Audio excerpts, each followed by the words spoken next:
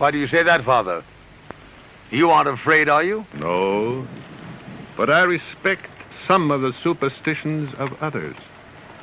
Often they are founded in fact.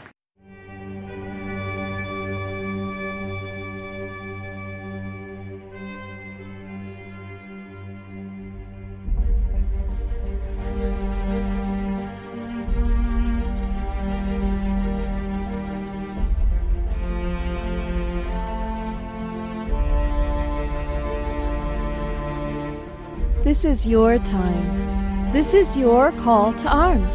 For the Cryptid Connection is your voice. I'm your host, Jennifer. And I'm your host, Stephen. Welcome to Cryptid Connection.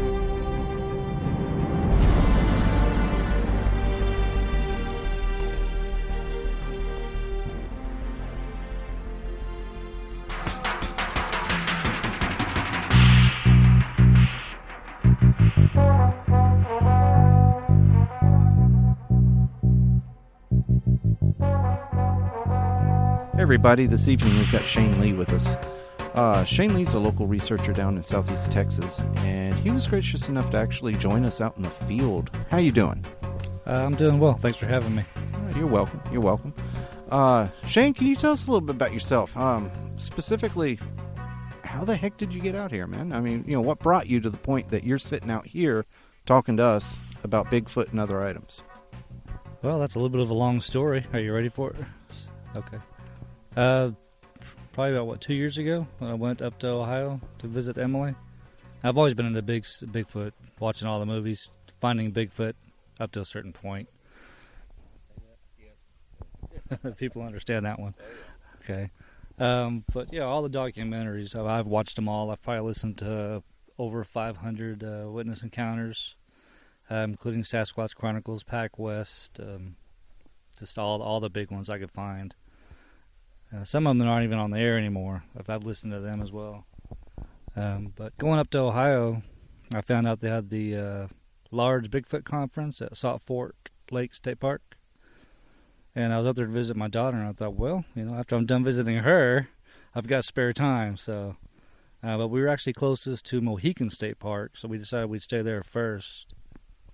And as we entered into Mohican State Park, one of the first things I asked the gate attendant there, the ranger working, was, do you have any bears here? Because I'm not familiar with bears in Ohio. And the first thing out of her mouth was no, but we have Bigfoot sightings up at the Waterfall Trail. Ooh. So, without even asking, I've already gotten what I'm wanting, which was great. I'm like, we don't have to try very hard at all here. So, So immediately I knew they were Sasquatch friendly. But we got a good little trail map and camp area going. And I guess at the time she was 12. Yeah, my daughter Alexis was 12 at the time. She was with me on this trip. And we decided to take a night hike up these waterfall trails. And we got about probably 45 minutes up this incline, past some waterfalls. And we've got a nice little stream on our right coming off of a lake, which I don't know the name of the lake. And pitch dark, we got something on the right side of the stream just barreling through the woods. Ooh. Can't see it. We can't think of anything big enough to be barreling down like that. We both go dead silent, with exception for the 13-year-old daughter, of course. Oh, yeah. And you can imagine the fear factor on a 13-year-old daughter on a midnight trail in the woods, pitch dark. So she had a little noise come out of her, and whatever was barreling down, that heard it and froze. And we stayed there for about 5 minutes, just silent, and heard nothing, but except for the 13-year-old on my left ear saying, "Hey, can we go? Can we go? Can we go, please? Let's go." So we went on back down, and that was the end of that for that night. The next day we packed up and headed to Salt Fork State Park, and that was a big deal for me, especially once I found out that Finding Bigfoot was taped there, an episode. I believe it was Monster Quest or In Search of Monsters. It was Monster Quest was filmed there as well. So there were a couple of famous trails there that we were really excited to go down. And plus we camped down on Bigfoot Ridge. I mean, how cool is that, you know? Mm-hmm. So far we're two state parks that are Bigfoot friendly. I'm like, I'm winning here, you know. So, and on that trip, we didn't get too serious with it. We went down one of the famous trails, and she was talking about looking for Bigfoot tracks, and I was like, well, we're gonna have to get off this trail probably, you know, to get off of it to where people that are hoaxing, unfortunately, there's hoaxers out there, are probably gonna put one right on a trail. So let's just avoid that whole situation and keep the and ifs or buts right out of it. If it's easy to find, it's probably not authentic. Absolutely. So I took her down a ridge that it got pretty steep, pretty rough, pretty good terrain. And that was about probably a mile and a half off the main trail. And it's very mossy there. And you could tell where something had walked through and compressed the moss down in the steps. And I was like, well, there's no way you're going to be able to get a footprint out of that. I said, but before we go, let me look up this little ridge, and behind this tree, maybe there's a muddy spot. And bullseye, you know. Got a muddy spot, nice footprint, and that was the first footprint I ever took a picture of. So, and after that, we found nothing else, but that was good enough for us. So after that, we stayed the night. I got to listen to another female group that was camping next to us. Found out that we were there because we were into Bigfoot. And so she had to tell me her story. And the difference between hearing somebody tell a story and wondering are they being honest with you is the way they're hyperventilating in front of you, trying to get through a story. Then you know that something has happened, you know. And I won't get into her story because I don't have permission to share it. But it was a good one, and it took her a long time to get through it. And she was shaking the whole time, and I was in awe. I even felt bad for her telling me, but she wanted to tell it, so, you know. But after that, we came on back, and basically I kept listening to more and more of the episodes of pretty much everything I could find on Bigfoot. And I finally got to the point where I broke out a map and kind of pinpointed an area where there would be ridges, slight valleys, water supply, food chain, and desolate. And after finding that, I pinpointed it and thought that's where I'm going. And that is where my brother Toby comes in here. We took him on the first trip there.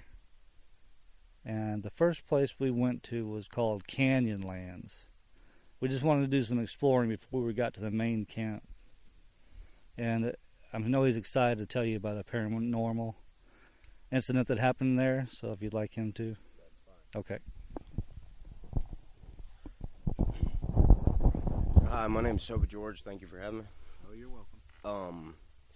Me and Shane had gone, I don't know, man, probably about 30, 45 minutes, maybe an hour into the wooded area. There was a creek bottom down in there. We followed the creek bottom down until we just seen a path that we could go through. We got all the way down into a river. Spent probably about an hour down there at the river fishing. Didn't have any luck down there. Well, on our way back, we kind of looked at both of each other and how do we get back to the vehicle? And I've always had this thing to where, and my kin can tell you the same, that things have followed me most of my life. And I mean that in a paranormal sense. I seen this, so we're walking through, and I just got this feeling, as about the feeling that I got last night. I got this feeling that just overwhelming, just chills, just something is out there. And I seen, it wasn't an orb, it was a full apparition. And I asked it, as I usually do. I do speak to them. That's the way that you're going to get anything out of them. And I asked it to show us the way back to the vehicle. Well, about as soon as I did that, Shane Lee has this dog Blue, and it's a yellow lab. And that yellow lab, it locked on, and it would not let go of that apparition. And Shane has a whistle that he carries on either on his wrist or on his neck. And he was blowing that whistle, trying to get Blue to come back to him. And that dog would not unlock. And it ran all the way into a pond, into the water, and would not, almost tried going under the water, and then finally snapped out of it and came back out of the water. Well, this apparition showed us completely the way back to the vehicle. And by the time we got probably about, I want to say about 100 yards from the vehicle, it just went away, the feeling went away, and we seen the vehicle, and we're able to go down to the creek, the first creek that we went through to go up towards it, found our way back to the vehicle, and got on out of there. Do you feel that it was trying to tell you, yeah, I'll help you out, but y'all got to leave now? Absolutely, without a doubt. It wanted us out of there. It wanted us out of there more than anything before. And, like, Steve, you said the time when you first started this podcast. What time was it? It's 6:29. It's 6:29. This is about the time that we got back to the vehicle. So and just before sunset. It wanted us out of there before it got dark. Without a doubt, wanted us out of there before it got dark. Can you tell me, you're saying an apparition, and you said it wasn't an orb. What is it actually you were seeing? How do you see them? Yeah. Well, and now that brings up a very fair point. You saw it. Shane, did you see this? Okay. There's a little ridge right before this swamp on the right where this apparition took off and Blue chased it. But originally Blue took off over this ridge with his nose in the air, which was highly, highly unlikely for him because he's usually right here beside me like he is now. So I immediately think the worst. He's going to get eaten by a Bigfoot. Right. But I pull my whistle out and I'm blowing it and blowing it and blowing it. And at this same time, he's pointing, saying, look at that apparition, look at that apparition. But I can't look two different places at the same time. I'm worried about my dog. Right. And right about that time, he comes back over the ridge about 10 yards down to where he was pointing and just off into that swamp water until he just finally loses whatever it was he was chasing and just stops. Okay. So you never laid eyes on it? I never laid eyes on it. Okay. And everyone, I want to just explain something real quick. If you're hearing a little bit of rumbling and thumping in the recording, we're out in the field. We're not in a studio, and we've got two microphones that we are passing back and forth. So if you hear a little thumping and bumping every now and then, that's what you're hearing. So anyway, Toby, what was it you actually saw? I mean, if you can describe the appearance. You say apparition, but did this have bodily form, or was it just not an orb? Was it just kind of like a cloud of light or something like? I mean, what if you can describe it? Can you? Absolutely. If it had to be a woman, it had to be. The full apparition had jaw, neck, head, and as if it was in like a dress that was dragging the ground. Oh, and we also found a symbol out there. And I don't recall what the symbol is for the life of me. I wish I could remember. Shane may remember what it was. But there was a symbol out there. And on that symbol there were bones around it. And we've also found a turtle that was just the shell. I don't know if any like sacrilegious or sacral things that you know that they use stuff for that, but it showed itself to me like as if it was coming when it showed us the way out. Showed me the way out. It would come out of trees, not out of the tree, but like behind the trees, and would just for a split second. That's how I knew that was the way that we needed to go. Because I'm telling you, me and Shane weren't worried about. So it wasn't a continuous apparition. Absolutely the whole time. not. It was coming from, you'd see it glimpse movement towards this way, and then another one would be a glimpse movement towards that way.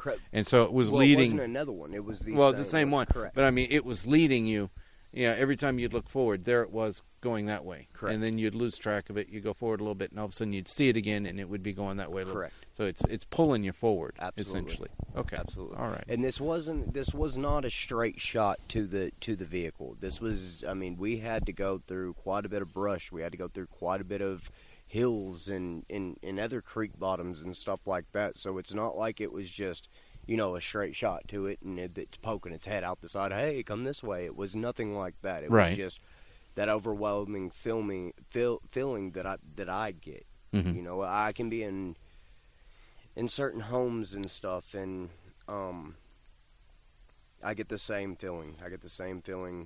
I've actually worked for a funeral home in Trinidad, Colorado, and I've done embalmings and stuff like that. And his father was the. This is a whole different part, and this is a whole different change. That's okay. Go right ahead. I had to tell his father. His father was the first one. His father bought the funeral home. I'm not sure exactly when, years and years ago. But he happened, as soon as he bought the funeral home, about 6 months after he bought the funeral home, he passed away. So he was the first one that they buried in the funeral home. Okay. I was resetting the chairs in there, and in the where they hold the services and stuff, and it just got to the point to where he was hovering over me. And I had to tell him, leave me alone. It's enough is enough. Leave me alone. And he did. And I'm Christian. I believe in God wholeheartedly. And I do think that if you do have problems with them, start praying. Get it out of there. Okay. Get it away from you. It does work. That's my opinion. I don't know what other people's beliefs are and stuff like that. But I do believe that will get it away from you. But as far as being out in the woods and stuff like that, like last night, me and Shane were out there, and I didn't really feel nothing out there that we were, when we were out there. But we got to a certain part to where they had a feeder at, and there's a pond out there, and I have a tendency to trail off by myself and kind of just do my own thing. Oh, you're one of those people. Yes. Oh, okay. And right. And yeah, definitely I am. And so I trailed off a little bit by myself, and I got back, and I looked at my sister Candace, and I said, "There's something out here," and she said, "I know, I can feel it too." And that I think that may happen to be the wily side of us. Things, and it may not be. It may be a whole different side. I don't really know what it is. I know that I've dealt with it my whole life, and it doesn't bother me. It doesn't. They can't hurt you. They cannot hurt you. Things that you see in the movies and stuff like that. That's why it's in the movies. Mm-hmm. But thank you for letting me share. Oh no, you're welcome. You're welcome. That's why we're here. I mean, yeah. Shane's over there going, "Hey, this is my interview." No, I'm all about sharing. So, okay. Any story is a good story. But all right. So you've been doing this for about 2, maybe 3 years now. Am I right? Field wise, probably going on 2 years. Okay. All righty. But I'm kind of one of those guys who are all about doing your homework before you go. Well, let's talk about that. Where'd you do your homework? I mean, you mentioned that you listened to the shows and you read, you watched, some of the TV stuff, and I'm assuming you read everything you could find on the internet. Oh, God, yes. Without necessarily revealing any names, did you hook up with other people in the community? Reach out to them?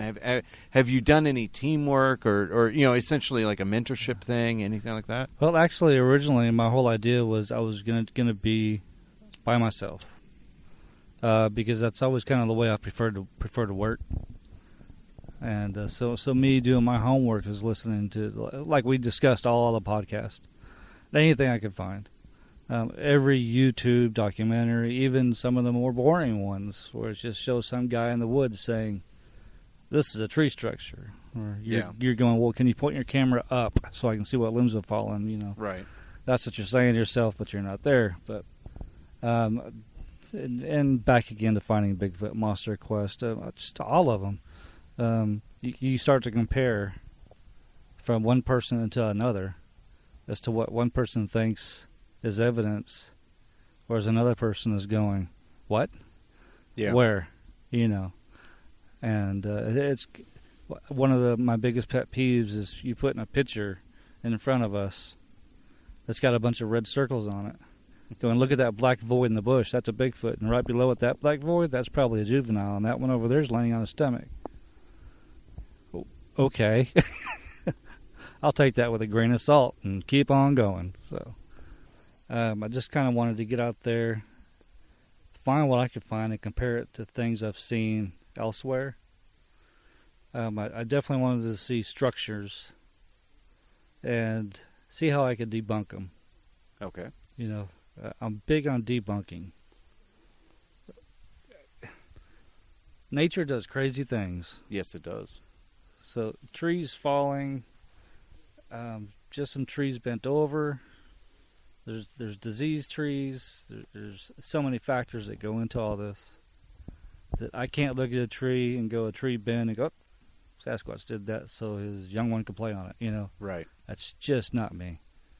Now, when I find a tree that's been removed from one area and placed across other trees with no root ball anywhere around for that tree, then I'm thinking, okay, this is curious. You know, this is a possibility of something. Right. And then I'll take pictures, might post them, let other people judge them for themselves. I don't like to come out definitively and say, hey, this is from a Bigfoot. Look what I found. Because I don't know 100% is from a Bigfoot. I didn't see the Bigfoot do it. So, but from there, after getting out a little while, I wanted to be able to.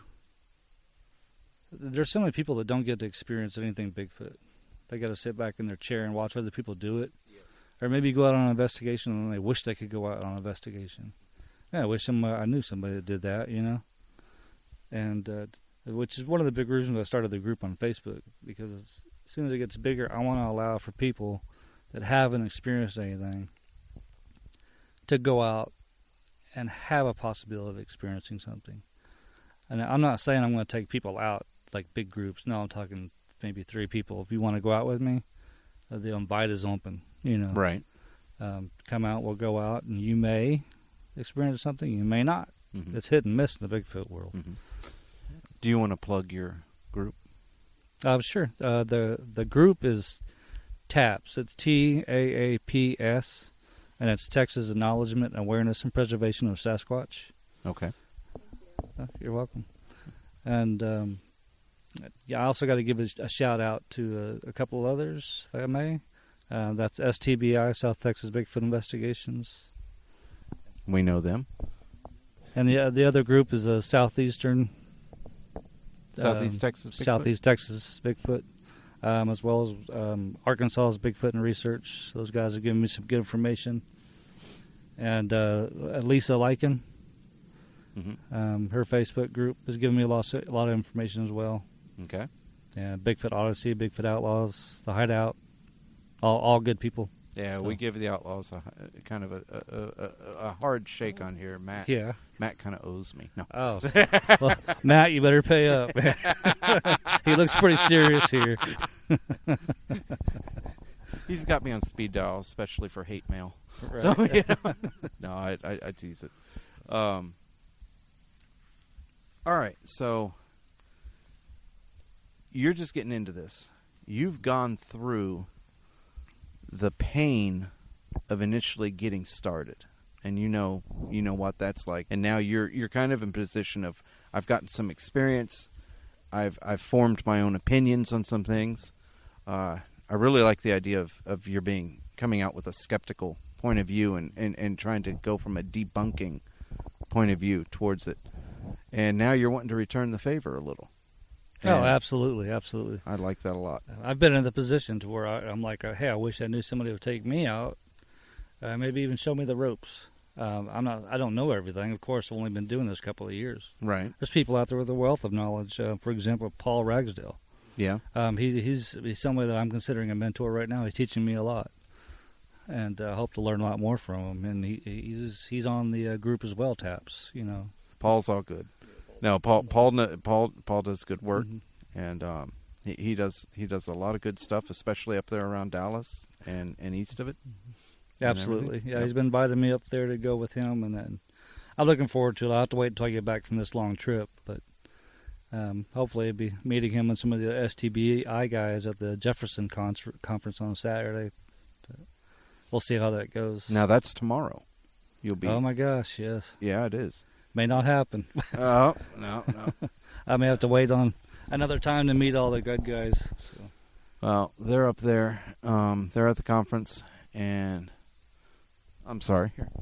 Actually, if we can do a little shout out, we actually have a presence out there, Logan Kraft. Oh, Logan Kraft. We're helping. He's helping us get that opinion because we're out here in the field, so he's getting all that. Yeah, for the record, I wanna address Logan blaming me for being at Jefferson. Logan, it's not my fault. You had bought your own damn ticket. Sorry. I realize you guys are stuck up in Jefferson. We're down here south, and we're actually doing some field work right now. So, oh well, sorry, buddy. Yeah, nanny boo boo is right. Yeah, and I haven't met Logan Kraft yet, but I've heard nothing but good. So. You actually would love him. He's a good character. He's got a very good sense of humor, and that helps. It does. It really does. And yeah, but I'm going to roll down to the sequence of events leading up to that because it got pretty crazy. Yeah. Let's discuss your setup for an encounter an expedition. What kind of equipment do you like to use? When do you like to go? Do you tent camp? Could you share with the audience a couple of details about that? Yeah, absolutely. Obviously, I'm not going to sit here and say I prefer summer, and I think that's for obvious reasons. No, I don't think there's anyone in Texas that prefers summer. Because I went out 3 weeks ago, and I think I lost 10 pounds, and I think Blue, my lab, lost about 10 pounds as well. But I prefer fall, winter, and spring, absolutely. If I could afford to make trips way up in the north in the summertime, I would, but I'm not financially there yet. So I understand that entirely. Yeah. It's the way it is for most of us. And short hikes. Yep. Yeah. Yep. But in the wintertime, fall and the winter, it's. I mean, you got to have a thermal. To me, Do you have one yet? I have a thermal. What brand, if you don't mind? Leopold. Asking? A Leopold? Leopold. Okay. All right. And why did you choose now, I find that one interesting. Why did you choose that one over the Scout TK? I'll be honest with you. The price range was perfect for me, and I loved the HD and the zooming abilities and all the different filters. And the other one may have it. Maybe I didn't see it. But does the Leopold that you have, and I'm assuming it's that smaller little Leopold. Handheld. Yeah, the handheld. Kind of like the Palm. Does it have any kind of an imaging capability or recording capability? You can take pictures with it. You can? Yes. Mm-hmm. Okay. See, last time I'd looked at it, which actually, I guess it was maybe about 3 years ago when it first came on the market, it didn't have. I couldn't find any documentation that actually said it would take a picture. Oh, okay. And that was actually the one reason why I had passed it up. So actually, if it does actually take pictures, that's important to know because there's a lot of people that don't know that. Mm-hmm. And so, everybody, if you hear that small Leopold thermal, it will actually image pictures. Mm-hmm. Now, does it do video? It doesn't do video. I wish it did. That'd be a big plus in my book. But I think if I wanted one to get video, I would have been looking at a lot more money. Yeah, so, you probably would. But I don't know the exact model number of the Leopolds. I just know it is the high def, and it takes pictures. Okay. Yeah. If you don't mind my asking, what was the price range on it? I believe it was about either between $600 to $650. Okay, that is. Then we're talking the same one then. Yeah. And so, okay. All right. Yeah. All right. Other than your thermal, what do you have and what do you deploy? Voice recorders. I like to carry one on me, which gets turned on right before I park where I'm going. That's a very good habit. Yeah, and the other one I've got will usually go. If I'm in like an area like this, it's not so bad to post it upon a tree with some Velcro. Mm-hmm.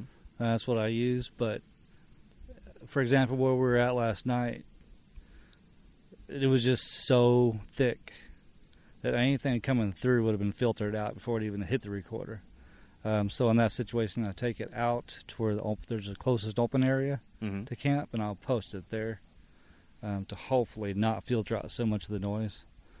And, last night we had some vocals, and I haven't got time to go over the recording, so I don't know if I caught them or not. But, Right. Other than that, if I'm going by myself, it's a light load, I don't have to take a lot, but now we're doing a 30-day adventure. As you can see, we're loaded down. Yeah. Yeah. So, but those are my main things. Is that I wish I had a FLIR, but that's gonna everybody wishes they had a FLIR. That's going to take a lot of time. That's a lot of time and a lot of scratch to come up with to get a true FLIR. That's going to have to go on like a future Christmas list. So, not right now. No, that's been on my Christmas list for a couple of years now, but So Santa just for some reason has not. I understand Santa. Yeah. But I do want to let everybody know that I am taking donations. Okay, so we're setting up that GoFundMe. Yep, Yeah. We're setting up the GoFundMe right now. Another important thing is a measuring device. I have a measuring tape for measuring up and down, Right. and then I actually use a fish ruler for impressions. Simply because it's flexible. I can shove it right in my camelback. Which brings up another good point. Water, hydration.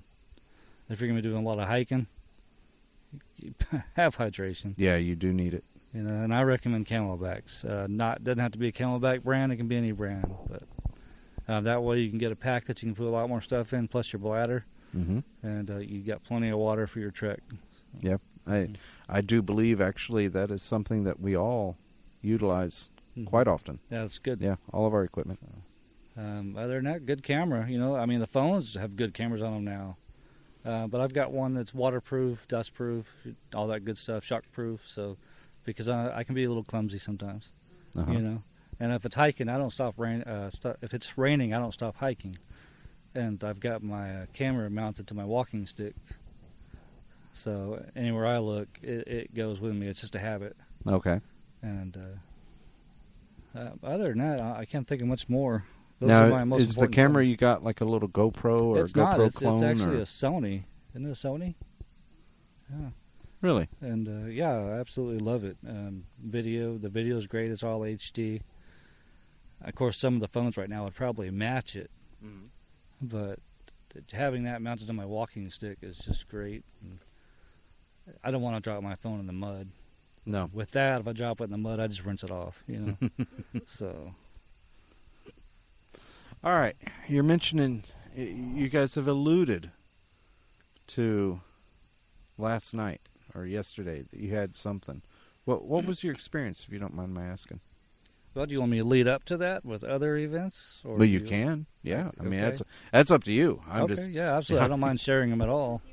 Yeah. Okay. Well, we can carry off from the paranormal encounter that was experienced in the Big Thicket.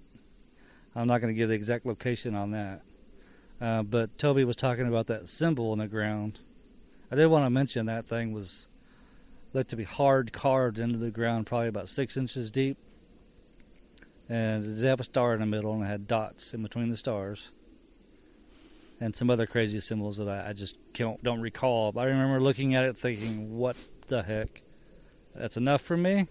Not what I'm looking for? I'm out, I didn't want to take a picture of it, nothing. That was it for that. Now, let me ask you one thing. And I'm just, as clarification as much as anything else. Sure. Is the paranormal and the Bigfoot, in your mind, related in any form? Or are you seeing, you think, two separate phenomena that you've been looking for one and the other one appeared instead? I don't believe they have anything in common at all. Okay. I believe one's flesh and blood and one's absolute paranormal. Fair enough. Do I have absolute proof? No, but that's my belief. Okay. But after we left that location, we did decide to go to my predetermined area for our camp at a whole other section of the Big Thicket. And I'll tell you, there was nothing easy about getting to that location, but because we had a lot of rain. But we did end up getting there. And right when we got to the spot, I got out to go look at a creek, which was probably about 20 yards from the car. He walked into the forest line where we were going to set up everything as nature was calling. And maybe 5 seconds after that, he started hollering my name in that low, Shane, Shane, Shane, you know, get your attention but not spook something, you know. So I ran back over there, and he told me, he said, I just got the worst growl ever, you know. So we did what come naturally. Before we even set up camp, we took lights and just started looking everywhere. And we couldn't find anything. Keep in mind, we did make one amateur mistake, and that was we never looked up with our flashlights. And that's going to come into play later. So, we went ahead and just dismissed it and put our tents up and everything. We ate a little bit. I think it was about, going on 11 o'clock at night by this time? And we decided we'd go on a nice little night hike. I do want to point out, there wasn't a cricket, nothing. No tree frogs. It was dead quiet. And it put off a nice eerie feeling. But we went off hiking. We hiked for probably a couple hours, you think? Easy? Yeah. And finally decided, well, let's head back to camp. Now, coming back to camp, we got to come out of a forested area into a pipeline area that's split into 3 sections. So you got pipeline, forest, a little bit of forest, pipeline, a little bit of forest, pipeline, all forest on each side. Come out of that pipeline and start walking up it,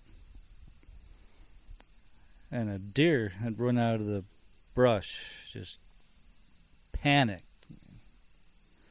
And he sat there and stared at us, and we stared at it for a second. And I decided to finally approach it. And I got pretty dang close to it. He came closer to me once we realized, I guess we were human, which was weird. And I had heard stories about this, and I thought, there's just no way. And the deer came really close to us. I mean, maybe, 10 feet away? If not closer. About the time he got up to us, you hear a very loud, and the way I can explain it is, if you're settling behind a tree or something, you kind of settle with your right foot, left foot to brace yourself. And it was just a crunch, crunch. And we obviously looked that way. The deer looked that way. And he split to the other side of the pipeline. It's only about 15 yards between this forest line and this other forest line. It's a very small section of the pipeline. And right before he hit the brush, he hit the brakes. He did a double take with his head up and down that forest line and just panicked, ran the other way, panicked, ran back to us, and then took like a 90-degree angle from where we're at, away from where he came out, and just fit himself under this bush. I don't even know how he got under there. But the whole time we're just like, what in the heck is going on? And once he got in there, about, I want to say 15 to 20 yards inside that left side forest, a tree, you just hear the thing splinter, splinter, splinter, crack, just everything going through the forest, hitting every tree on its way down. It echoed the whole pipeline. And well, we had a moment of silence. We definitely had a moment of silence. And thank goodness my dog doesn't care. We sat there for a minute and just kind of looked at each other, and I think we said a couple of explicit words. And, what the, was that? And maybe we should head back to our camp. So we go right around this little forested area, over to a little pipeline fingers, and into the wood there is where our camp is at, and sit down and kind of breathe, Let's take another moment, like, wow, did that really just happen, And I would say about 20 minutes passed. I think we decided to get some snacks out. We were cool and calm by that time. still talking about it all. And about from where he heard that growl at, something just climbed down a tree. It was big. It didn't care about making noise. And it landed like as if it hit 2 feet on the ground, just thud, and then just took off. And we didn't put 2 and 2 together until later that whatever had growled may have been up in that tree. It didn't like him being there. And maybe it was posted there for a reason that had to do with that deer. But we were up for quite a while after that, I'm going to say. And we were finally able to go to sleep. And the next morning, I can't remember if it was the next morning or later on in the day, but we went looking for that tree.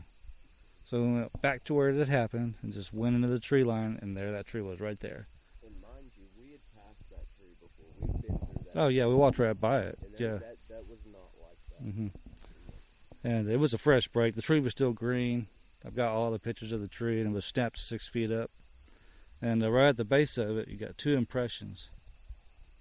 And we were so excited, just so excited. We were going all around the tree taking pictures, and I go back taking pictures of the footprints, and they're destroyed. We've destroyed everything. Amateur hour at its best. We were so disappointed. So that brings up an interesting question. Mm-hmm. As a researcher, what would you like to improve upon in regards to your technique or skill set? It's slowing down.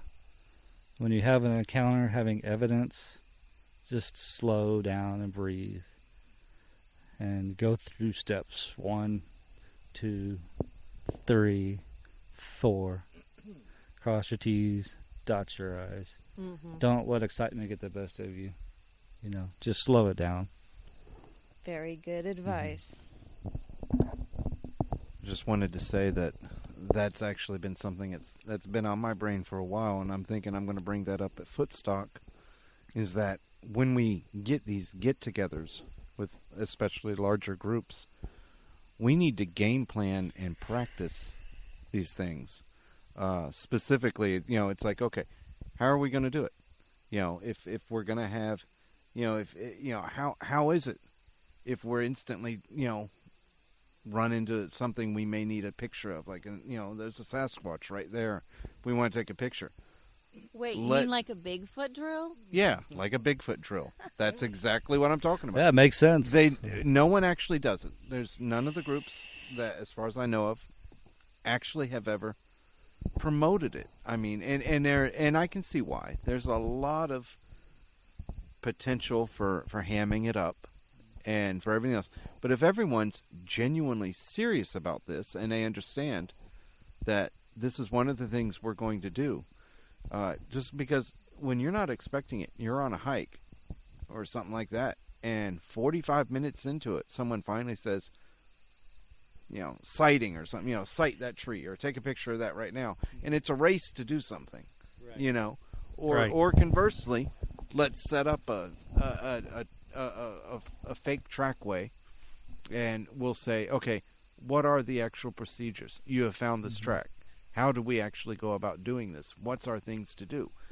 Because practice and drill through it is something that we all think we do on our own, and we do. But you're right. When we get out there and something actually happens, it still feels like it's entirely seat of the pants. It is. You're right. And I think it takes more and more experience to get through that. And I think you're absolutely right on the logistics of planning something like that would be a pain, but if you take your time and do it far out, I don't see an issue with it at all. No, It'd be easy to set up. I think it would pay big dividends, and seeing how everybody messes up, seeing how what we do the same and seeing what we do different, would really be a teaching experience for all of us. Absolutely, I think it's a great idea. Yeah, and I think that's something we need to promote. And, Go ahead. I would just like to say something. I was a very big skeptic before I started coming out here with Shane. I've seen it on TV, stuff like that. And a lot of people here, they're skeptics. Get out here. That's all I'm going to say. Get out here. If you don't believe it, come out to the big thicket. Come out to where Shane's going to be going. I mean, absolutely. Just any East Texas forest. right. Get out here, but don't come out here with a bunch of lights and noise and partying and expect to get any experience. It's not going to happen. Come out here in a calm manner and set up camp at 9 o'clock at night. Once you get done setting up at camp, about 10:30, 11 o'clock, eat you something. Around midnight, get out there and walk out there in woods till about 3, 4 o'clock in the morning. Just get out here, and you're not going to see anything sitting from your chair in your house. It's not going to happen. Get out here. And no, but those are some of the biggest judges. Absolutely, without a doubt. Without a doubt. People just, they say that it's not real, but I'll tell you what. Our whole existence is built on something that nobody has ever seen. But they still go to, every Sunday they go to places to where they can do things and stuff like that. And on Wednesdays and stuff like that, they've never seen it. They've never, they've experienced things, and people say that that's 100% real. Well, why can't this be real? I haven't seen it personally with my eyes, but I have heard things and I have seen things that would lead up to it being absolutely 100% real, as if anything else was. So thank you. Very well said. Very well said. Absolutely. But carrying on from that moment, that pretty much ended our trip in the big thicket that time. And got to keep in mind, I'm coming home telling my wife about this stuff, and she's going to believe her husband because it's her husband, but let's just face it, in the She's back of her head right now. Yeah. Trust me, we've all been there. She's going, my husband's a nut, man. But I guess I love him, so. But I guess the wives are often the unspoken heroes of our of our community. They really are. Yeah, absolutely. I mean, just putting up with us. If they're not actively taking it part, just the fact that they indulge is worth everything in the world. This is true, and I love you for it. But a good brownie points, absolutely. Oh, darn.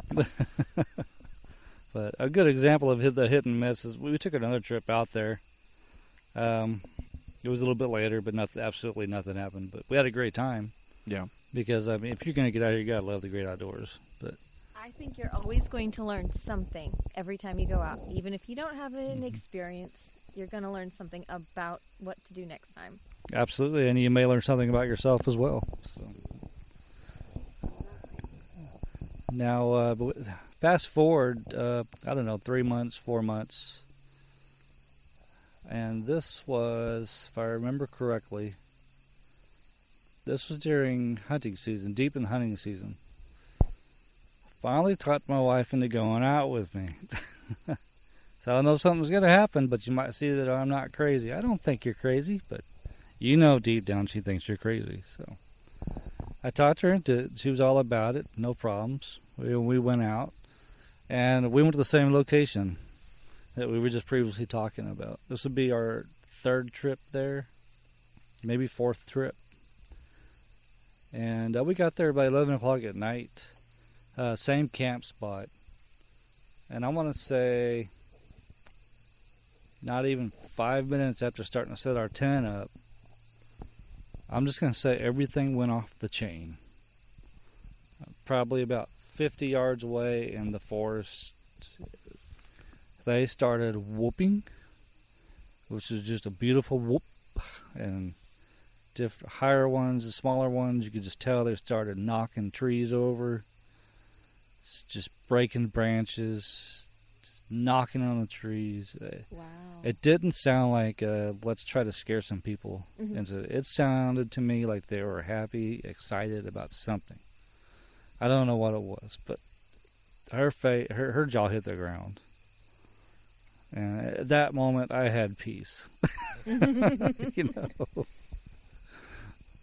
But We did carry on because that's what we came here for. You know, we're not get there, let's get a little scared and run. It's just not in our blood. But, Right. and if you're gonna do this, and you're gonna have a little encounter, a little noise, and you're gonna run, this isn't for you. Absolutely not. But we went ahead and got in the tent, and it just kept going all night. It would go peaceful for maybe 20, 30 minutes, and then start right back up again. Then you would hear the whoops and the crunches of the ground, getting closer and closer to the tent, Mm-hmm. and then back out, further and further, further. But it never seemed to go past 50 yards away from us, and that's just a judgment about 50 yards. But it was crystal clear. I would have done anything to have had a recorder at the time. Ooh, isn't that always Because, the case? oh, absolutely. I had no equipment at this time. And it was absolutely amazing. Did you at any time feel threatened, or were you just kind of experiencing? Experiencing. I don't know how she was feeling deep down. Do you want to tell her how you were feeling?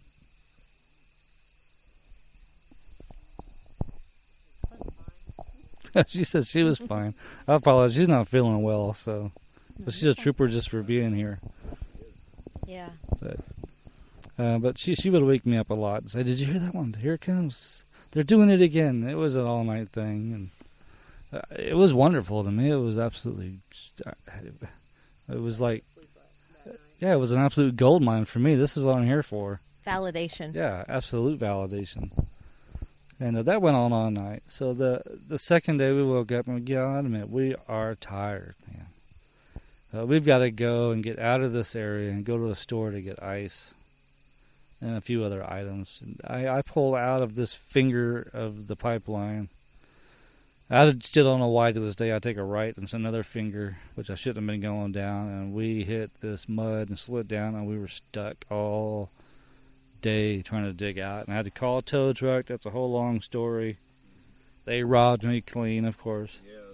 Yeah, a hell of a thing to get a tow truck too. Yeah, because they had to chain up to get to where we were at. And finally got out of there. We went and got our supplies. We had wasted the whole day being stuck. So this time I thought, well, I know the ultimate route to get to where we're going. You know, I'm not going to say anything about the trail, but it's not the easiest trail, but it's an alternate route, and we've done it before. So we take that trail, and I go through an area that I've gone through many times before with no issues. Wouldn't you know it? We buried the vehicle. Wouldn't you know it? I'm like, well, this is becoming the best, worst weekend of my life, you know?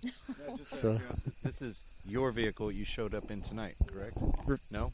Oh, it's mine. Well, but it's not the one that's here tonight. No, that's not the one we got stuck in. Okay, all right. No. Was it a four-wheel drive that you were in? It was an all-wheel drive. All-wheel drive? Mm-hmm. Okay. Yeah, if it had been that vehicle, we'd have winched right out. But that's why it's got a winch. I learned my lesson. So, yeah. But we did try digging out. This is probably about 5, 6 o'clock in the evening by this time. And I've tried digging out, and keeping my work exhausted. And it's about to get dark, so I told her, I said, we've got to walk back to camp. We're not staying here at the car. So we walk out the rest of that little trail we're driving on, which is only about 30 yards, and then you're on a pipeline. But then we got to go all the way down the pipeline. But right when we get on that pipeline, we get this from two different things. Loud and clear, and we froze. I looked back, and the only thing that came to my mind, I don't know why I did it, but I went. They went the best they could, you know. And at that point, I was like, oh my gosh. They've been sitting here watching me trying to dig out all this time. They couldn't even offer to help, you know. They could have pushed my car right out. Yeah. I hate it when you have, jerk sasquatches Yeah. next to you and everything. So I put my hands up in the air, nothing in them, and I just said, we're just going back to camp. Thank you. Let us be, you know. I didn't know what else to do. But I hadn't been in that situation before. We got back to camp right when it was getting right about this here. And you couldn't see into the forest. It was a little bit darker than this. There's little runoffs on each side of the pipeline. And we sat down, and we pulled a cot out of the tent and sat down. And right when we sat down, this is the best I can do it. So You can make fun of me all you want.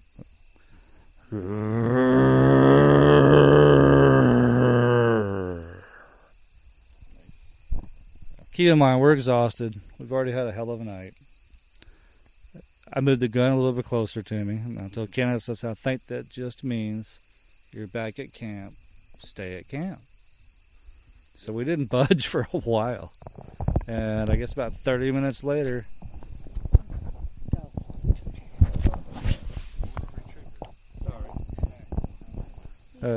yellow lab. Yeah. But about 30 minutes after that growl, and it started all up again. The same thing. What the only difference was, about 4 in the morning, picture a little child, you giving him a new present. He just gets all spastic excited. That was the first thing that came to mind, because they were whooping, breaking stuff, knocking against trees. And then it goes quiet for a second. And then you hear what sounded like, it just sounded like just a little monkey. It just sounded a little very babyish, youngish. It was just, wah, ha, ha. Well, just excited. And then 2 seconds of silence. Bing, bing, bing, bing, bing, bing, bing, bing, bing, bing, against metal. And you can find sheet metal all throughout the certain area from old homesteads. And that was the first thing that came to mind. But it's just bing, bing, bing, bing, bing, bing. It's just, it was annoying. But it was incredible at the same time. And it didn't go on for very long. Maybe, 45 minutes or so? Hour? Yeah, I mean, he was a little excited little guy if that was the case. But that was it. That lasted all night again. I went home a broken, happy man. You know? Because we had to get pulled out the next day. Oh, and I do want to mention, on that second pull out, we had a park ranger come down the road and check on us, and sparked up a conversation with him that was going really well. Real nice guy. And I decided to throw out a question, or more of a comment. I just said, I didn't know you had Bigfoots in the forest here in Texas. And I'll tell you what, they sure are loud. They kept me and my wife up all night long for 2 nights. His response was a head shake up and down. Yep. Well, I got to go make my rounds. Y'all good? That was it. End of conversation. So he did not want to talk about it, but he did not deny it. So. They do not want to talk about it. No. Mm-mm. But that was the end of that one. I don't know if I have any questions about that one. So. I was just going to throw one thing in there, like what Stephen was talking about with the little practice run there. Yeah. A good thing to do would be like with common tracks that you find, deer, hog, whatever. They're already there. Practice with something like that, and also practice casting with them. Very much. Yeah. Oh yeah. That's what Darren Smith, who was out with us last night, did a lot of practicing for himself. Gave us a lot of pointers for when we start casting. Right. Strangely, I may be the only one that had no interest whatsoever in casting. Really? I had no interest at all. You have not gotten bitten by the bug to play with? I am bitten by the bug now. I now carry plaster of Paris. I can tell you right now that practicing with plaster is a phase. Mm-hmm. We all go through it. You'll do it. You're going to spend about $100 on plaster, and then you will consider yourself a plaster master, and then you're going to sit it down and probably not use it again for 3 years. Yeah, right. It's and what people don't, and I've been bitten by this myself. Casting a track is actually, at least in my experience, a perishable skill. And yeah, you can get it down. Absolutely. You can get it down right, and you come back 2 or 3 years later, and you're thinking, I've got this down. And you mix that up, you throw it in there, and you've screwed up a track, And so I'm actually gonna shout out everybody. Keep that one going. Every month or 2 months or 3 months, just cast something. I don't care if it's your grandkids' feet. It could be your dog's, whatever.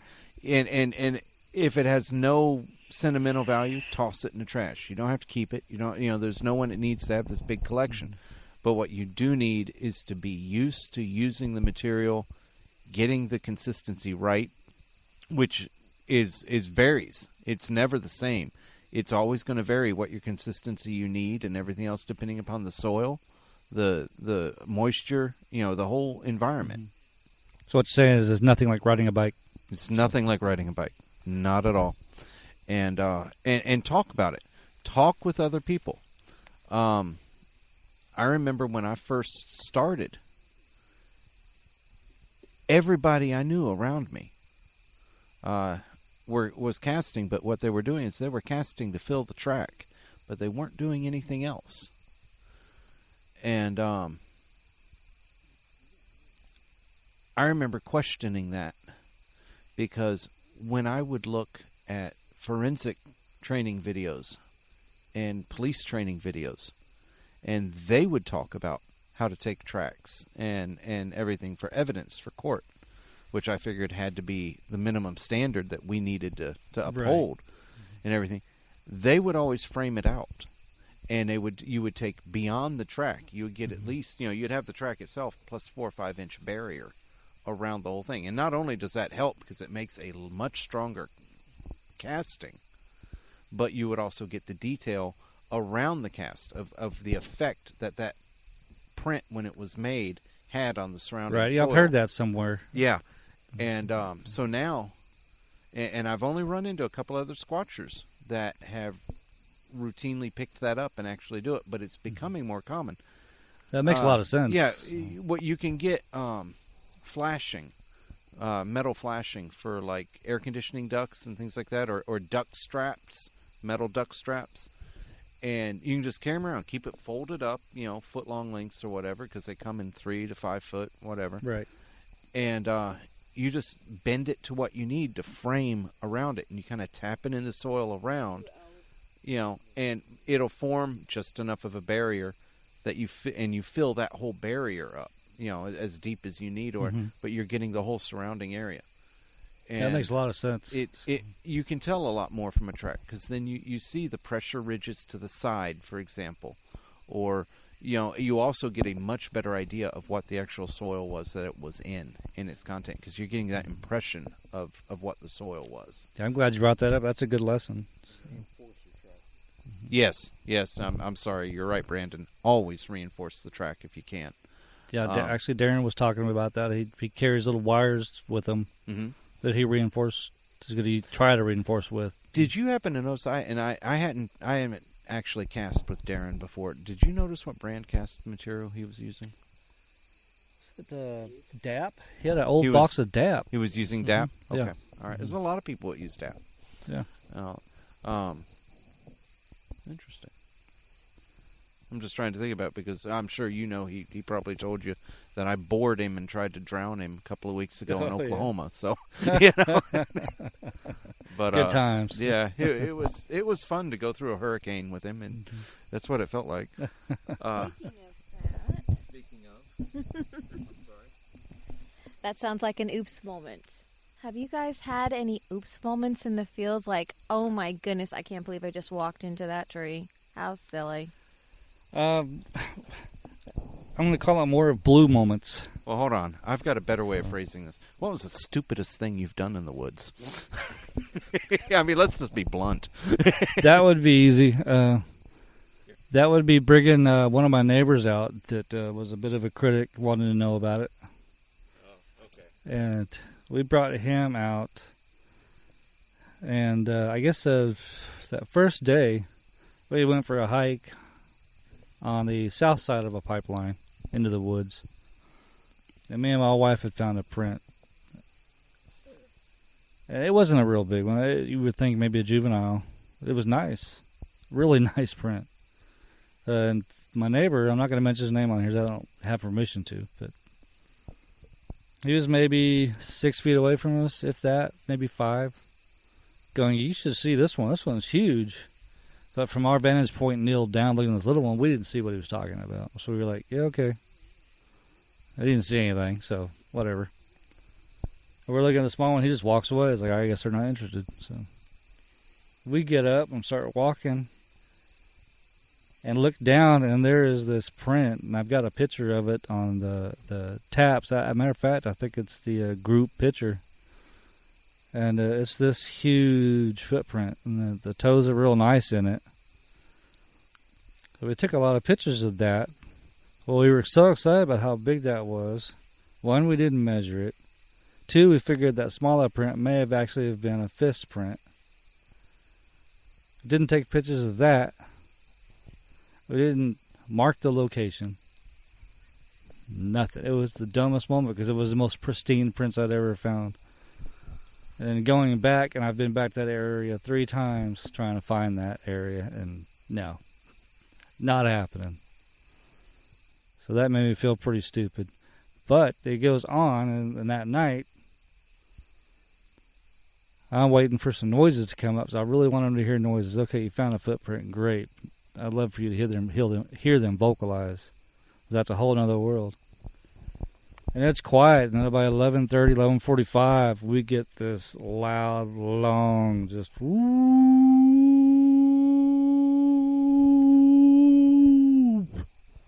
And it was another one of those jaw-dropping experiences for him.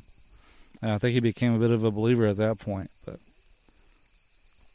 after that, we had to leave pretty quick in the morning, but we did come back out there.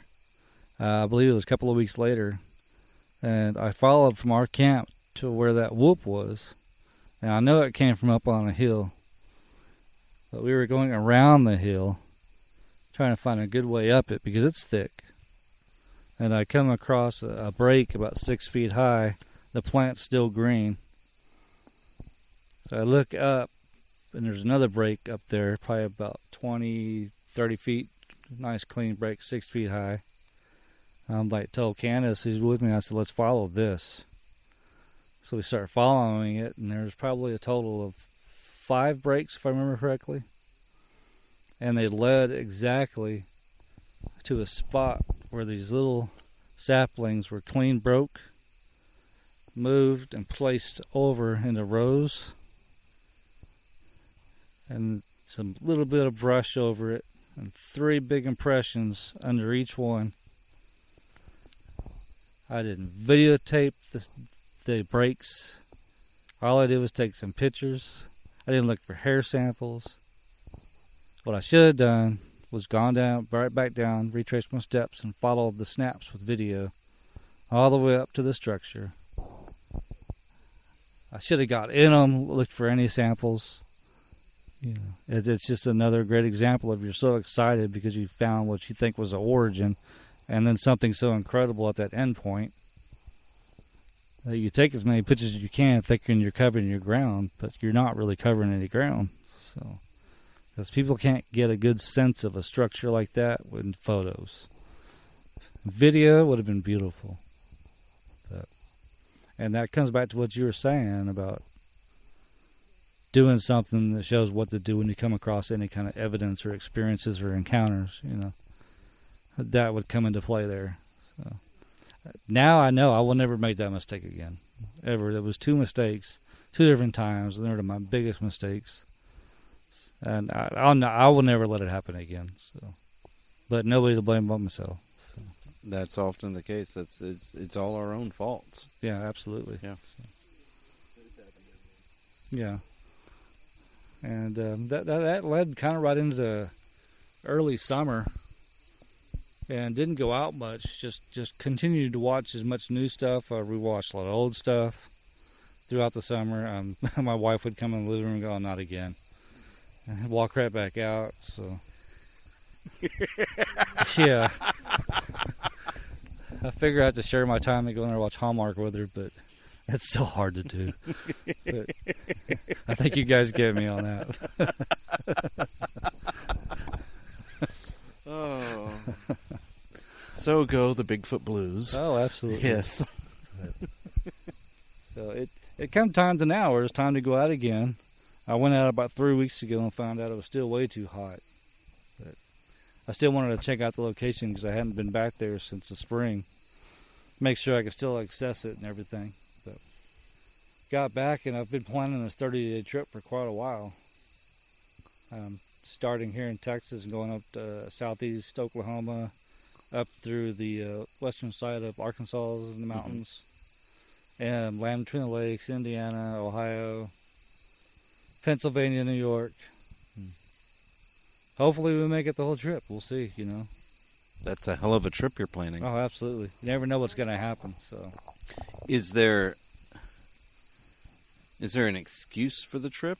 I mean, is there ultimately somewhere up in Pennsylvania or New York? Do you have a relative? Or I do have a friend in Pennsylvania, and I have a stepbrother in, a friend in New York and a stepbrother in Pennsylvania. Okay, so And, we're just squatching on the way up. Yeah, we're going to ultimately. squatch the whole way, take our time, and hopefully take them squatching.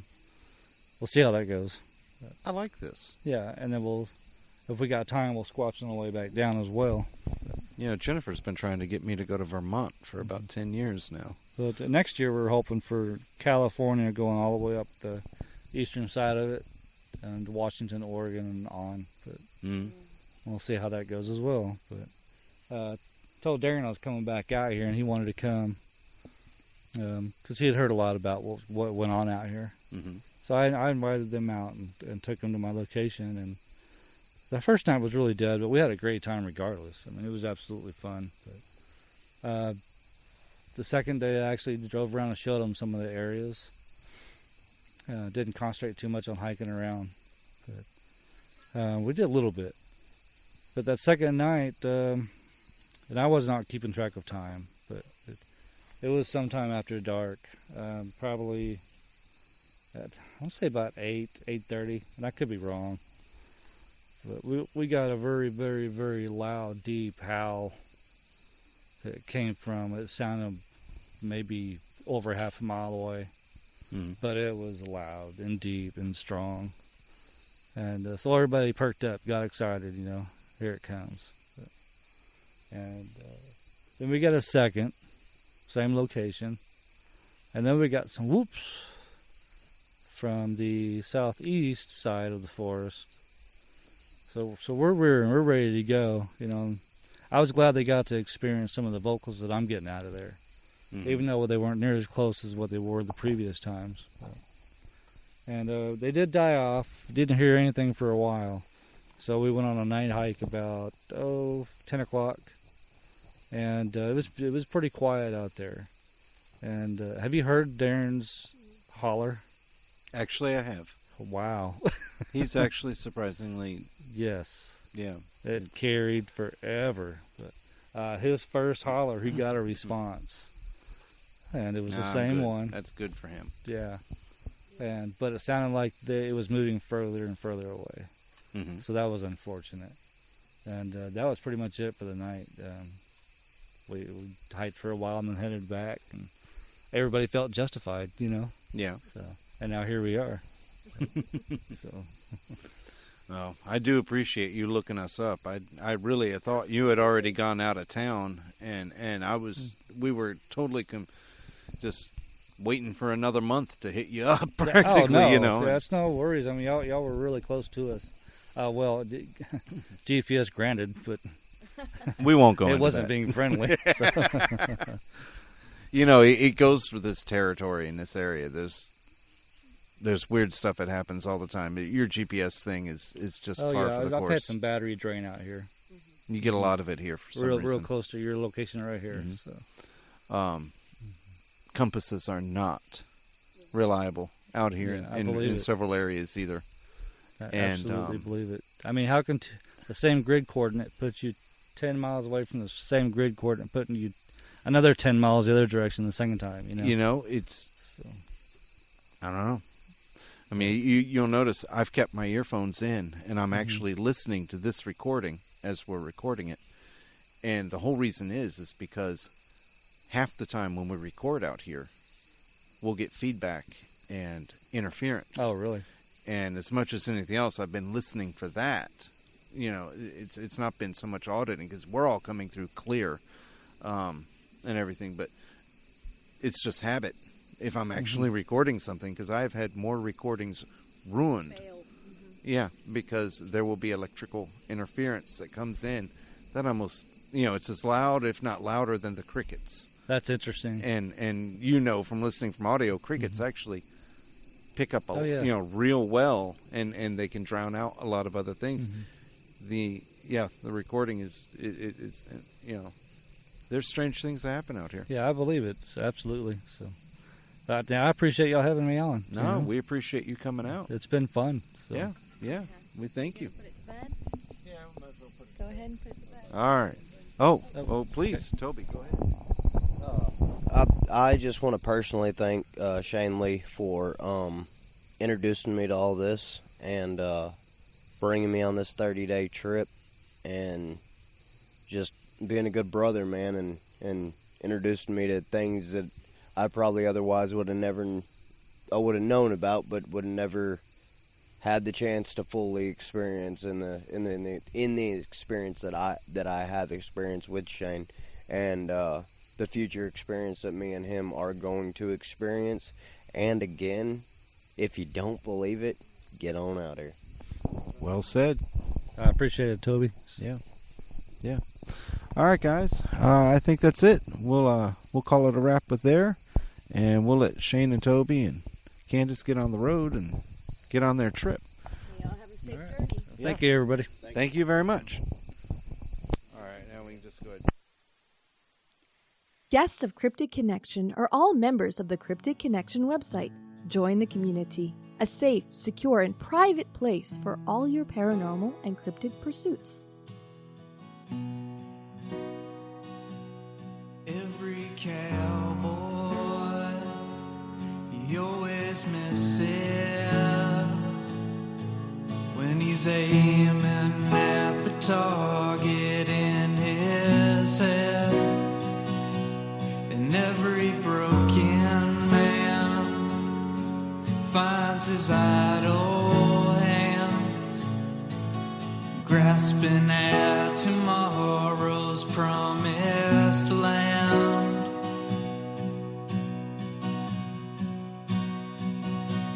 And I've been thinking about running, and I'll get out on the town just for myself. And that's when I saw her, and she looked right through me. And when I said I do that day, I really do. 'Cause every cowboy, he always misses his shot when he's aiming at the target in his head. And every broken man finds his idle hands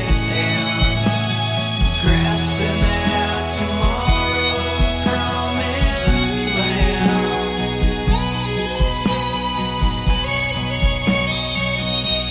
And I've been thinking about riding, and when I get the first trap back with no red ink, but I've been thinking to do my best work. Yeah, I've gotta leave this town to find my way. And when that plane touched down on that island town, I knew that my life's work was in their hands. So I started digging for wells of water, and I'm a hero in their eyes. It's clear to see, 'cause every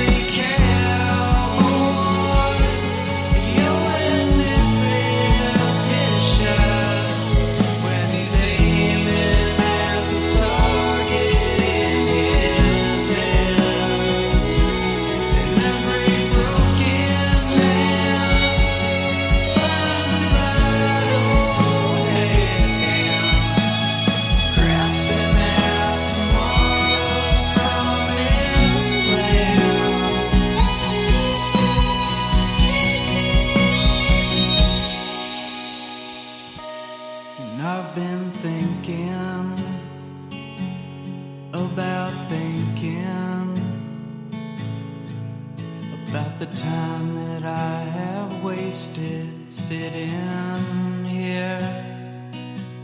'Cause I've been thinking that all this thinking is the thing that keeps me further from myself.